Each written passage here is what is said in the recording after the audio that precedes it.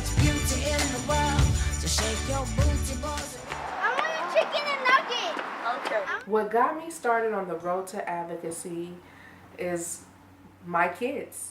There was an incident that happened with my son Justin, who is now 14, who has autism.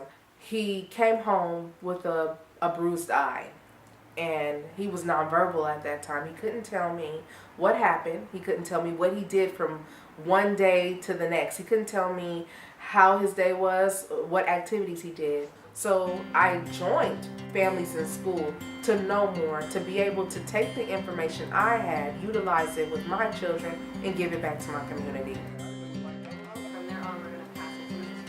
Well, one of the reasons I started getting involved was because my daughter, my children, they were struggling in school. One of them was actually up for retention. And I thought, well, wait, hold on. I know that she was doing pretty good. And I started going to the school site council meetings and going to the PTA meetings and talking to different moms. And I asked them, you know, who wants their kids to go to college? And if you see all of them, they all raise their hands. I got involved to advocate for these children when I came to work to this place. When I had parents' conference, I told them, it's so important that you follow the 3 B's at home. You give that 10 minutes to the child, and you should see how those 2.5, 3 years old follow the 3 B's. Be safe, be responsible, be respectful. Parents can start off with something simple. Your kids are seeing you doing something that's important in education, and they value that because you're doing what's right for them, and you're getting involved and you're going to school.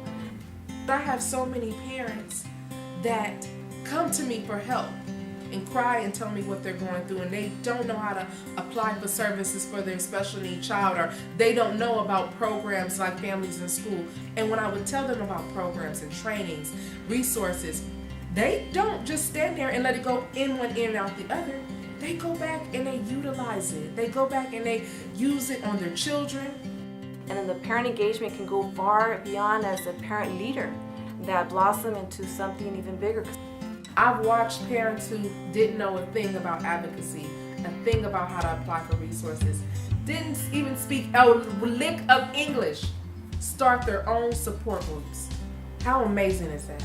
When you become a school board member and you're a parent and you have all these responsibilities at home, you feel like, okay, maybe the kids are going to feel it. But in reality, they've started speaking up for themselves as well. The most important thing I learned from my mom is that to never give up. Always stay in school. Make sure that you succeed. Make sure you go to school. Make sure you're doing your best.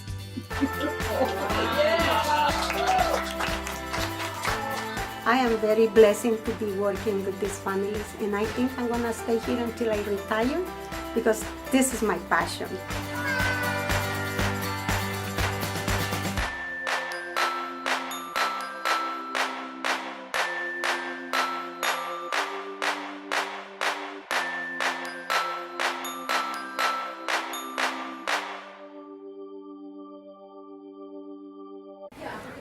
I want to go to college because I'm a big girl.